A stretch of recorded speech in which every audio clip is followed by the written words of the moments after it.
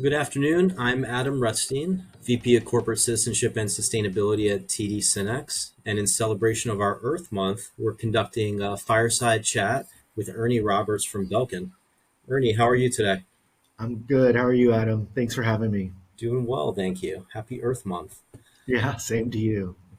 So maybe we could just start off by just learning a little bit more about you and your role at Belkin. Yeah, my name's Ernie Roberts. I've been with Belkin for over 20 years. We started the sustainability department about just over 15 years ago. I finished my degree in environmental science while I was working here at Belkin, and then yeah, just kind of grew it into what it is today. We have a dual responsibility for Belkin. So one part of it is our environmental regulatory compliance. That's one part of our function in the department. And then the other function is the corporate sustainability. So the more of the strategic direction of where we want to go. That's great. And, I've found that, being in the industry myself for a long time, that everybody has a really diverse background when it comes to sustainability and how they got involved in it. Can you share a little bit more about your personal journey into sustainability and really what inspired you to get involved and how has that passion really evolved over time? I started the department. I was in environmental science at LMU here. We definitely, I was definitely passionate about the field going into it, and I was kind of lucky to be able to take what I learned academically and apply it directly into my business and into my operation and what I do here at Belkin. So I've always had a real passion for nature. I grew up in the mountains. Always had a fascination with weather and climate change and stuff. So, and just felt compelled that there's more we can do individually, and also like as an organization, of where we can go in this effort. So that was really part of my journey there. And then it just so happened that the company decided to open up a sustainability department around the same time I was studying this in college. So I was able to actually just go right to leadership and tell them about what I was studying and ask, to apply for this position and whatnot. And yeah, they were able to give me that And the rest is history. yeah, and the rest was history for sure. So switching gears a little bit, let's talk about your company's sustainability program and what are really some of the key initiatives that have made the biggest impact so far. And as you talk about it, if you could tell us more about how does your sustainability program align with your company's overall mission and values? Yeah, yeah. So there's a lot we've achieved over the last decade and a half or so. One of our proudest achievements, and we're announcing this at Earth Month today, is we actually achieved carbon neutrality in scopes one and two. So that was a long time effort and a goal we set for ourselves. That's really our operational footprint. So that's our office buildings and our warehouses. Um, but we've had several like energy efficiency upgrades and reductions along the way to get us to this point where we can actually offset the remaining residual carbon emissions and become carbon neutral. So that's one of our biggest and most proudest accomplishments to date that we've made. And then in addition to that, there's some other groundwork stuff that we're working towards in there. But on the missions and value side, like one of our missions, and we talk about this in our website, is everyday impact. So we make decisions every day, and we want to make sure that those decisions are made towards our ESG goals and what we want to accomplish. So a lot of that is just building that culture and maintaining that culture we have within Belkin to make sure that those decisions we make are responsible and in light of our ESG efforts. That's great. So first off, congratulations on the carbon neutral for your scope one and two emissions. That's definitely a very important milestone in your sustainability journey. You mentioned the culture piece too, and I just want to hone in on that for a second. For us within TD Synex, culture is one of the six pillars to our sustainability program, and we are really committed to embedding a culture of sustainability across our organization where it's everybody's responsibility. And I think it really goes hand in hand with the company's sustainability performance. So it's really encouraging and great to hear that culture is so important to you and your organization as well. So when we talk about sustainability, oftentimes sustainability and innovation go hand in hand. It's about thinking about things in a different way to accomplish our outcomes. What are some of the innovative approaches or solutions Belkin has taken to tackle some sustainability challenges? Yeah, yeah. So, like I mentioned, the energy efficiency upgrades for scope one and two. And we also talked about this as a journey, and we're on our way towards that. So, we're really starting to do a deeper dive into scope three, which is our entire value chain emissions, and how can we, for one, measure and understand that, and then for two, like how can we manage it and reduce it along the way. Some of that we've done with our R&D projects and our R&D work. So project we called it Project Verde. For example, we started to look at the housing material that we have in our product, and then from that housing material, we said, well, can we incorporate recycled content? What can we do to reduce the impact of that material? So we actually had a full development project where we actually looked and validated those materials that had a certain amount of recycled content. And then they also met all of our quality expectations for drop, flammability, and those types of quality attributes and regulatory attributes. So we were able to develop and do that and then incorporate that into our products. It resulted, I think we are now at like 85 to 90% post consumer recycled content in our housing. And that's led to a significant reduction in greenhouse gas emissions just for the product level stuff. So I think we're over two-thirds greenhouse gas reduction for that housing material.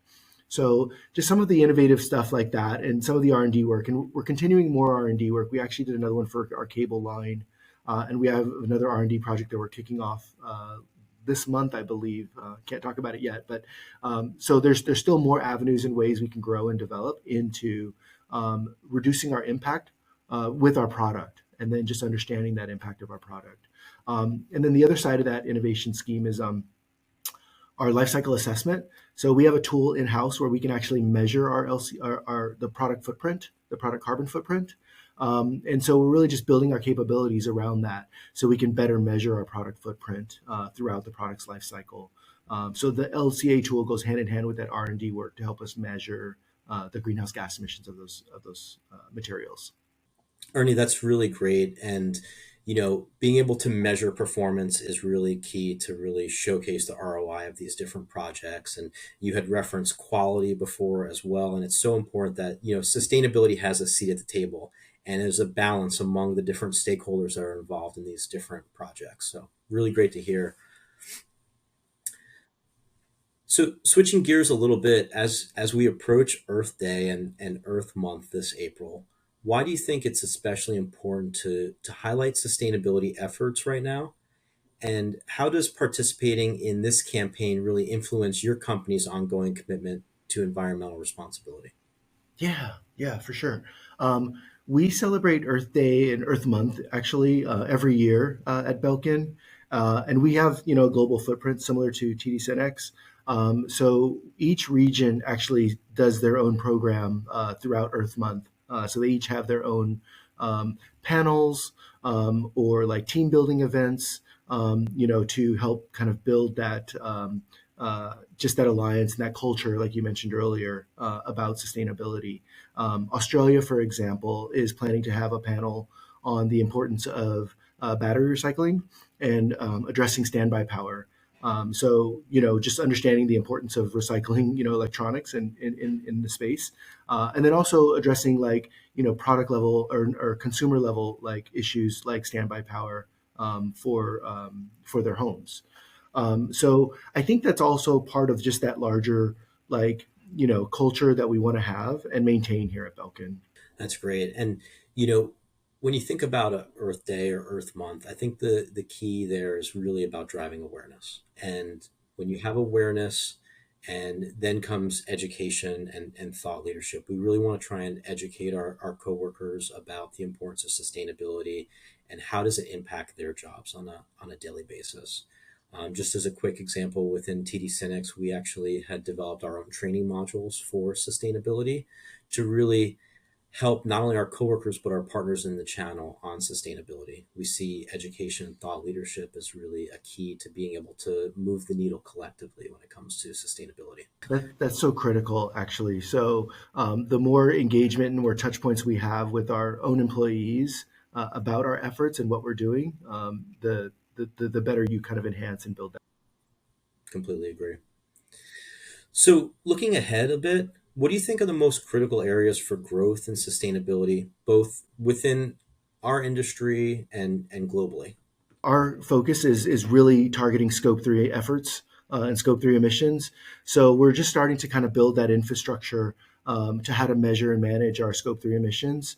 Um, we want to for sure pause and celebrate our Scope 1 and 2 accomplishments and what we've done, in carbon neutrality. But I think Scope 3 is really towards our 2030 vision, which is to be carbon neutral in our Scopes 1, 2, and 3. So I think that's some of the critical areas that we're focusing on right now. And we talked about the life cycle assessment tool, and then some of the R&D projects that are at the product level. Scope 3 is our entire value chain.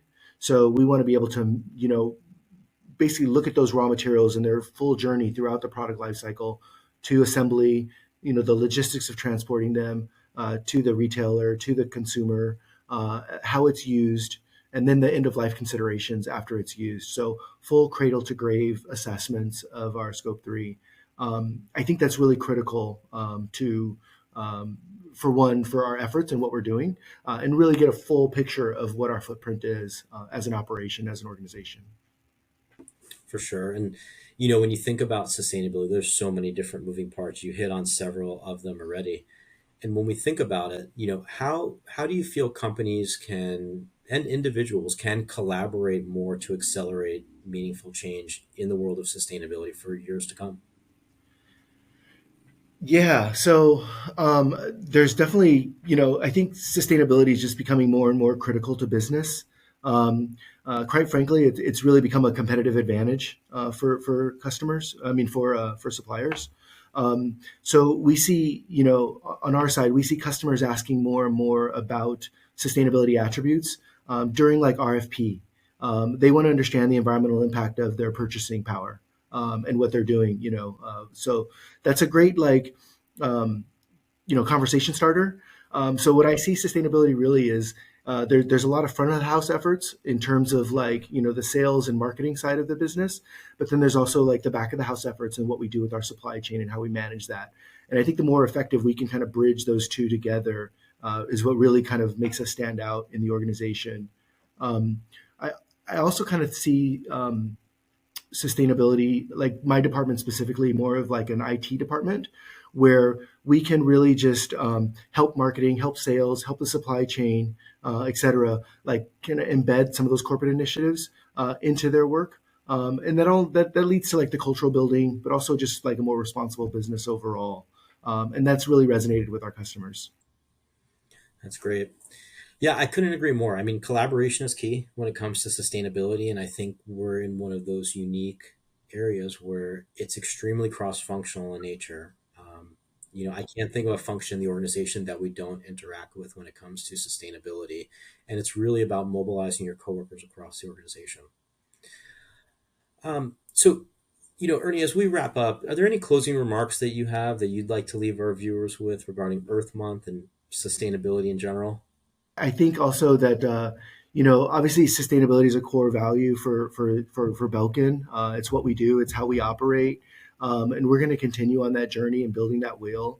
I'm really proud of the partnership with TD Synex and the collaborative effort that we've had and shared through this. I'm looking forward to some of the future interactions that we have as well. And I think we're just going to continue marching in that same path to help us, better understand what our footprint is, understand what our operation is, understanding what resonates with consumers and what our customers, and then just helping bridge those gaps, where we can add value to the organization. That's where we want to hit. Well, thank you so much, Ernie, for you and Belkin for your commitment to sustainability and advancing sustainability efforts.